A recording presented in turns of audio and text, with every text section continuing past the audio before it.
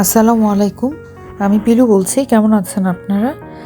আজকের এই ভ্লগটা হচ্ছে দিনাজপুর আসার পরের দিন আঙ্কেলের বাসায় গিয়েছিলাম আমাদের পিকনিক শেষ করে। আমাদের স্টাফদের পার্টিতে নিয়ে পিকনিক ছিল।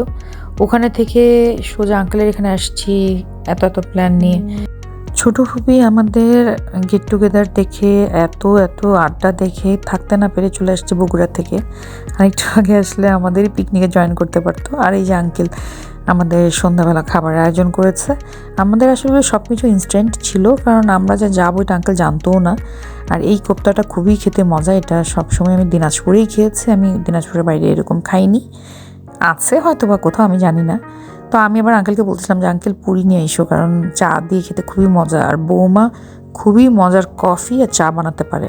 বৌমার হাতেরটা বেস্ট, এক আম্মু আর এক বৌমা। তো সবাই বলতেছে তুই ডিপ করে খাস কেন, এটা কি মজা। তা না যে আচ্ছা ঠিক আছে, আমি যখন খাবো তখন তোমরা দেখো। তো আমাদের তো এখানে গল্প চলতেছে, নেক্সটে আমরা কবে গেট টুগেদার করবো, কোন দিন করব, কে চলে যাবে। আবার ছোটো ফুপি যেহেতু আসছে একদিনের জন্য, সো যা করার পরের দিনেই করতে হবে। পিয়ারাও চলে যাবে।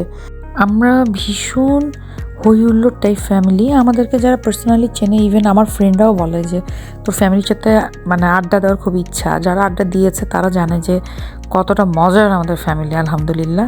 কারণ নজর না লাগুক। আর এই যে আমি ডিপ করে খাচ্ছিলাম, আমারটা দেখে তখন ছোটো ফুপিও ট্রাই করছে, বলে যে আসলেই তো মজা।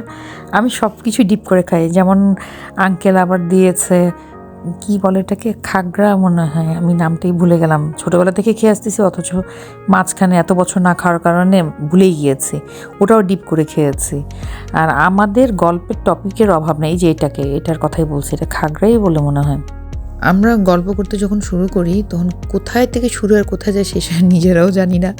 আর আমাদের আজকের টপিকটা ছিল আসলে মেইনলি আমাদের আরেকটা ফ্যামিলি পিকনিক হওয়ার কথা ছিল। তো কোথায় যাব, নাকি কারো বাসায় করব, কি করব কিছুই বুঝতেছিলাম না। আর সবচেয়ে বড় কথা, আমরা কোয়ালিটি টাইম কাটাচ্ছি, এটাই মেইন। কী নিয়ে গল্প করলাম, কী কারণে গেট টুগেদার করলাম, হুট করে হলো কীভাবে, এইগুলো আসলে আমাদের জন্য কোনো ম্যাটার করে না। ম্যাটার করে হচ্ছে আমাদের বন্ডিং, আমাদের প্রায়োরিটিস, আমাদের যে ফ্যামিলির যে একটা ভালোবাসা, সেটা আসলে খুব কম ফ্যামিলিতেই আছে। এইভাবে গেট টুগেদার না হলে কখনো রিলেশনশিপটা বিল্ড আপ হয় না, স্ট্রং হয় না। এটা আমার দাদি করতো আর আমার বাবা করতো। বাবা দাদি মারা যাওয়ার পরে এখন ডাবলু আঙ্কেলের বাসায় করি।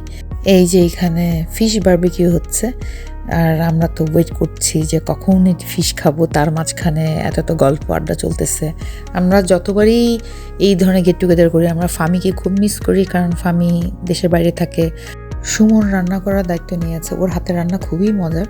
এখানে আঙ্কেলের কিছু কথা আমি রেখে দিলাম, আপনারাও শুনে নেন। সুমনের প্রতিক্রিয়া বলো আজকে বারবিকিউ। অনেক ভালো লাগছে, জামাই হাতের প্রথম রান্না এবং বারবিকিউ ফ্লেভারটা খুব সুন্দর। হ্যাঁ, এবং আচ্ছা, ফার্স্ট একদম যেটা বারবিকিউ একদম ওর অরিজিনাল হাতের রান্না আসলে ভালো, সেটাই আমরা পাচ্ছি এখন। এখানে আমরা উদ্গ্রীব হয়ে অনেক জনে বসে আছি। হ্যাঁ, আমরা সৌভাগ্য যে জামাইয়ের হাতে আমরা জামাই মেলায় মাছের বারবিকিউ, জামাই মেলা ইংরেজিতে কি বলে, বারবিকিউই তো বলে আঙ্কেল। বারবিকিউর বাংলা ফিশ বারবিকিউ। আঙ্কেল হলো আমাদের ফ্যামিলির ওই একজন মেম্বার যে সবাইকে একসাথে একত্রিত করা, সবাইকে নিয়ে মজা করা। তো আঙ্কেল খুবই মজা করে কথা বলে। আমি একটু র ভয়েস ইচ্ছা করে রাখছি, আপনারা কেউ আবার অন্যভাবে নেবেন না। আঙ্কেল একটু দুষ্টুমি করে কথা বলতে পছন্দ করে। সে এই বয়সে এত ফিট আর এত এক্সাইটেড সব কিছু নিয়ে, মাশাল্লাহ মাশাল্লাহ। আমাদের ফ্যামিলির সবাইকে আল্লাহ ভালো রাখুক, যারা দেখছে তাদেরকেও আল্লাহ সুস্থ রাখুক, ভালো রাখুক। আর এই যে ফিশ বারবিকিউ কমপ্লিট। তো এটা নিয়ে দুষ্টামি করছিল সুমন যে ফামির কথা বলতেছিল যে ফামি জামাই ডালা খাওয়াইলো না। আমি জামাই ডালা বানাইলাম নাকি শ্বশুর ডালা। জীবনে বেঁচে থাকতে হলে পাগলামি দরকার, আনন্দ দরকার, সবসময় ম্যাচুরিটি নিয়ে থাকে, একটু রিজার্ভ থাকা। এটা আমাদের ফ্যামিলিতে যায় না। আমি জানি না আসলে এটা কে কীভাবে নেয়, কিন্তু আমরা অনেক আনন্দ করি। আমাদের মধ্যে অনেক প্রবলেম হয়, বাট আমরা মজা করতে খুব পছন্দ করি। তো আমরা এখানেই খেয়ে ফেলছি, আমরা আর ওয়েট করি নাই। দেওয়ার সাথে সাথে এটা খেতে আসলেই মজার ছিল। ও যা পেয়েছে, যা আর কি মশলা টশলা পেয়েছে ওভাবেই করছে, কারণ আরও বেশি লাগে অনেক কিছু। কিন্তু ইনস্ট্যান্ট ওই যে বললাম না, আসছি আমরা প্ল্যান করতে, হঠাৎ করে আঙ্কেল বলতেছে তাহলে তোমরা এখানেই খাবা, এখানেই রাতে থাকবা। যদিও রাতে আসলে থাকা পসিবল হয়নি, শুধু ছোট আন্টি ছিল আর ওই যে আঙ্কেল খুব এনার্জেটিক। বাবা, ওনার এনার্জি থেকে আমরাই মাঝে মাঝে অবাক হয়ে যাই। প্রতিটা ফ্যামিলিতে মান অভিমান ঝগড়াঝাটি সবই থাকে, আমরাও এর ব্যতিক্রম না। বাট দিন শেষে আমরা এক হয়ে যাই। দেখা যায় যে মানে এমন ঝগড়া লেগেছে, কেউ কাউকে দেখতে পাচ্ছি না, কেউ কারোর সাথে কথা বলছি না, কিন্তু বাকি মেম্বাররা আর কি মিউচুয়াল করে দেয়। এটাই তো দরকার লাইফে, আর কি দরকার? কেউ কার বাসায় যায় থাকে, কে কারটা খায়, সবাই যে যার পজিশনে আলহামদুলিল্লাহ ভালো আছে। কিন্তু ওই যে দিন শেষে একসাথে থাকা, এটার মতো আনন্দ আসলে যারা পায়নি তারা জানে না। এই জন্য ফ্যামিলি বন্ডিংটা খুব দরকার, এটা সবাই জানেও না, সবাই বুঝবেও না। আমরা সবাই একসাথে বসেছি, কারণ আবার চলে যেতে হবে, যেহেতু কেউ থাকবে না ডিসিশন নিয়েছি।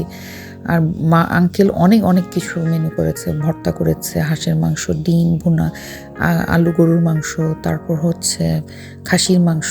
বৌমা অনেক কষ্ট করেছে ভাই, এই আমাদের পিকনিক থেকে সন্ধ্যা দিকে এসে আবার এগুলো করা, চা বানানো, মানে কোনো কিছুতে তার গম্ভীর মুখ নেই, হাসি মুখে করতেই আছে। আঙ্কেলও যেমন মাশাল্লাহ, বৌমা তেমন, আল্লাহ তাদের রিজিকে অনেক অনেক বরকত দিক। বৌমা অনেক ভালো একজন মানুষ, আমার বৌমারা সবাই ভালো।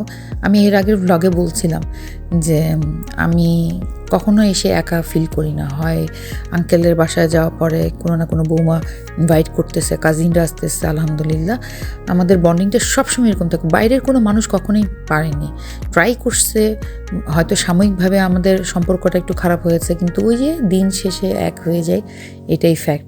আর আমি আমার বাচ্চাদেরকে তাই শিখাই যে ফ্যামিলি এই বন্ডিংটা যদি তোমরা না রাখতে পারো, ইন ফিউচারে তোমরা অনেক সাফার করবে।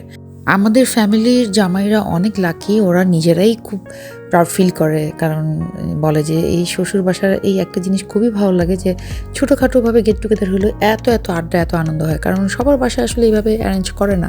আর এদিকে এই যে লুডো খেলতেছে, সুমন তো অলওয়েজ মালার পিছনে আছে লেগে, মালাও সেম সুমনের পিছনে লেগে থাকে। তো সুমন বলছে মালাকে যারা হারাতে পারবে ও নাকি পুরস্কার দেবে, 20 টাকা না 10 টাকা যেন। আর আঙ্কেল এই যে আবার মিষ্টি নিয়ে আসে, খাও শুরু করছে। আমাদের তো পেটে একদমই জায়গা নেই। তো আমি এখনই বের হয়ে যাচ্ছিলাম, কারণ আবার ওদেরকে পরে ড্রপ করবে আঙ্কেলের বাসা থেকে। আমি এখন বের হচ্ছি, আমার একটু মন খারাপ লাগছিল, কারণ ওরা আবার চা খাবে বলতেছিল। তো আমি বৌমার হাতে চা খুবই মিস করেছি। ওরা আবার ভিডিও কলে আমাকে দেখিয়েছে যে এই যে দেখ চা খুবই মজা। পিয়া তো বারবারই বলতেছে, পিল্লা কেন যেন এবারে চাটা বেশি মজা। আমি বলতেছি আচ্ছা আমাকে আগে পাঠিয়ে দিয়ে তোমরা চা খেলে ঠিক আছে, আগামীকাল দেখা যাবে, কারণ আগামীকাল আরেকটা প্ল্যান আছে, সেটা আমি কালকের ভ্লগে বলবো ইনশাল্লাহ। তো এই যে চলে যাচ্ছি, আমার বাবা যেভাবে ধরে রেখেছিল, প্রথমত তো আমার দাদি ধরে রেখেছিল, তারপর আমার বাবা ধরে রেখেছিল, এখন ডাবল আঙ্কেল করতেছে, নেক্সট জেনারেশনে আমরা করব, আমাদের বাচ্চারা করবো, এইভাবেই হয়ে আসবে। আমরা তো শিখেছি আমাদের ফ্যামিলির বড়দের থেকে, আর এটা আদিকাল থেকে হয়ে আসছে।